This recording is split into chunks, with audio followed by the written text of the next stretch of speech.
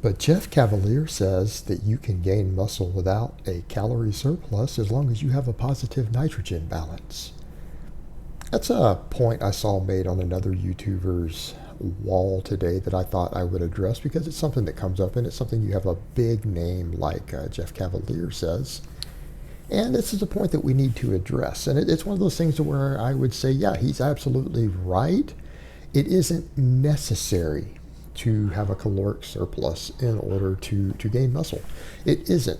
However, it makes things a hell of a lot easier, and that's a caveat that people need to remember. When we start thinking about recomposition, which is something I'm doing right now, there's some things that people need to remember when it comes to recomposition. Number one, it's easiest for novice lifters. In fact, it's very, very easy for novice lifters. Right? It's very easy. But the more experienced you are, and the longer you've been making progress, the more difficult it's going to be to lose body fat and gain muscle at the same time, right? Because you have to do that in order to not have a calorie surplus. In other words, if you're gaining muscle without gaining weight, which means you're not in a calorie surplus, then you obviously have to be losing at least a proportionate amount of body fat to the muscle you're gaining, right? Because otherwise you're in a surplus. The scale would be going up. So that is a point that people need to remember there. So recomposition is what you're talking about, or even losing body weight while gaining muscle. Now, you guys saw me pull some of that off a little bit between DEXA scans a while back, and this is something I've been doing. But again, we need to highlight that there's a lot of different factors going on. It's very, very difficult to do that.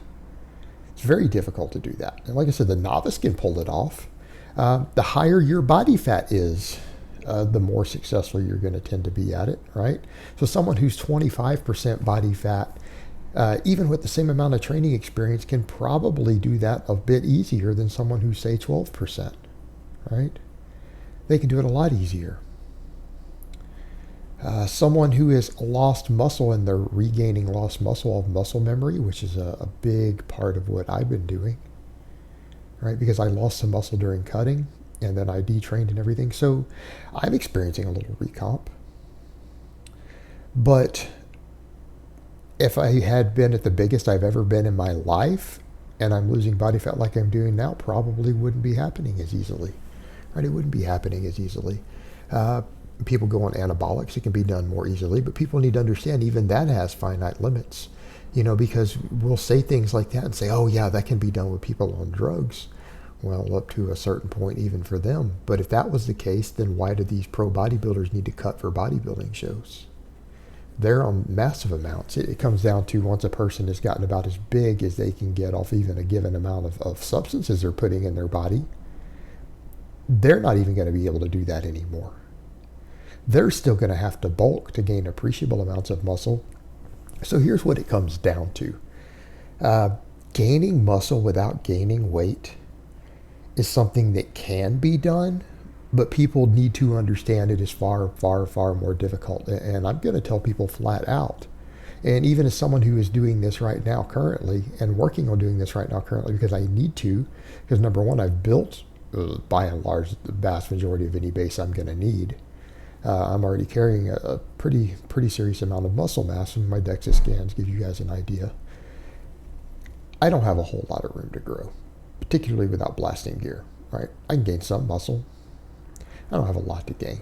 So I'm not going to see rapid gains anyways. So it's in my best interest to go ahead and just keep leaning out and working on doing that. But I also have previous muscle memory. If you don't, I'm going to tell guys, honestly, you need to bulk. You need to go ahead and bulk up at least once early on in your training, unless you're already fat. Now, if you're obese, if you're at 20% body fat already, no, you don't want to bulk. It's not good for your health. It's not ideal. But, if you're a skinny, underweight noob, you do need to bulk. And I think that's where a lot of guys like that make mistakes with some people. The guys tell them, hey, I do want to get big and strong. And then they tell them not to bulk. All right, that's not a good idea. It's one thing if you have a guy who's healthy, he's athletic, he's fit, he's at 16% body fat or something, and he doesn't want to gain weight, right? He doesn't want to gain much weight. He's got a weight class or something he needs to compete in. That's fine. That guy can recomp slowly. But if a person is really trying to build their base and get to their potential, there's nothing wrong with them bulking up to 17, 18, 19% body fat.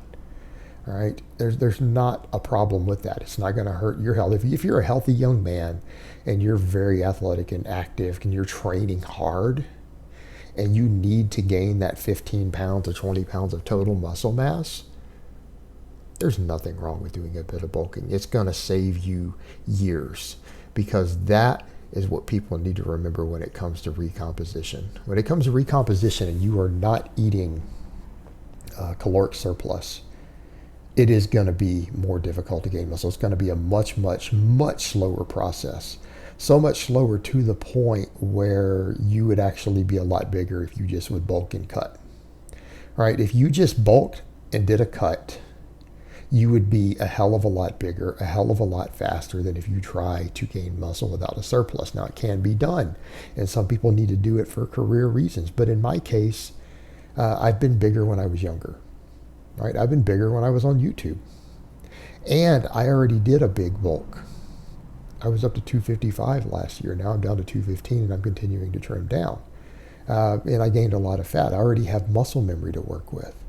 That's one reason I am able to take this approach now.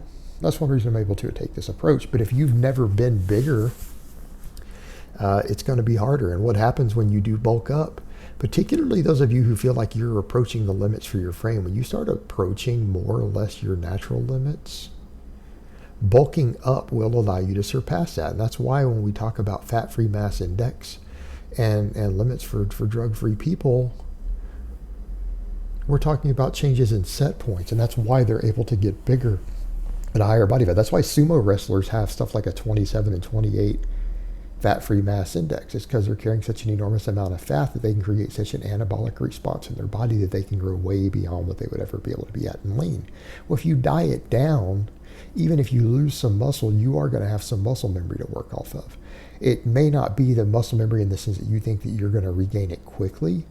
It's going to be that you're going to change your set points, and you're going to change things like muscle nuclei density and a lot of your muscles. You're going to have your body remember that it did carry that extra muscle at one time, and you are going to be able to eventually get to maybe a higher muscle than you previously have been. But why would someone want to do it the other way? Well, you just don't want to get fat. In my case, I've already been too fat, and I have a YouTube career to worry about. I need to make more money off YouTube, more outreach off YouTube. So for me, I can't afford to gain body fat again. So for me, I'm at a point where I need to just slowly continue to get leaner for a long time, another year. But I need to make gains. I need to gain strength. I do need to gain a little bit of muscle in certain places, and I need to continue to get stronger, which means I do need to see some hypertrophy. So in my case, I'm doing it, but it's a much, much slower process, and it's more difficult. You're going to be more limited in your total training volumes. You have to pay more attention to that stuff. You will have to pay attention to things like overreaching more. You will need a higher protein intake, all right? And that's something that a lot of people need to think about. Yes, I'm doing a pretty high protein ketogenic diet right now, but my protein intake is extremely high to pull that off. And for some people, you need to think of that in terms of the cost. Like, some people aren't going to want to eat that much protein. Some people aren't comfortable eating that much protein. Some people's budget might not allow for that, even if you're eating fattier cuts of meat and things like a lot of what I'm doing.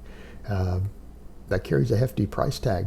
I mean, I spend $400 a month easily on groceries, and I live in one of the places in the world where the food is insanely cheap. I live down in Texas. So, there's the grocery bill to consider, but you do have to be more careful in your training. You actually have to pay a lot more attention to your training. You have to keep your protein intake a lot higher, and that's something Jeff even points out with that stuff. That, your protein intake needs to be pretty high to pull off a recomp. Much higher than it would be to gain muscle. Quite a large margin, 100, 150 grams more in some cases, really, to successfully do it, depending on where you're at. But you also have to accept that it is going to be a much slower process. You might gain muscle at a third of the speed that you could be gaining it. So people need to understand, while it's possible to do so, it is going to be slower. And you're going to, if you haven't built a base yet and you try to build muscle without a caloric surplus, don't be surprised if even after a year of really, really, really hard training and busting your ass, you're still in a do you even lift bro mode, where people actually ask you, do you even lift still? And that's a reality you're going to have to accept. If you're going to do it that way, it's going to be a very, very slow and patient process. And if you can't live with that, then that's probably not the right approach for you. On the other hand, your body fat will stay lower, and your overall health and blood work and everything will probably look much better over the course of that. So, there's perks the other direction. All right, guys, but that's really all I have to say on that today. I hope it's been informative, and I will talk to you guys next time.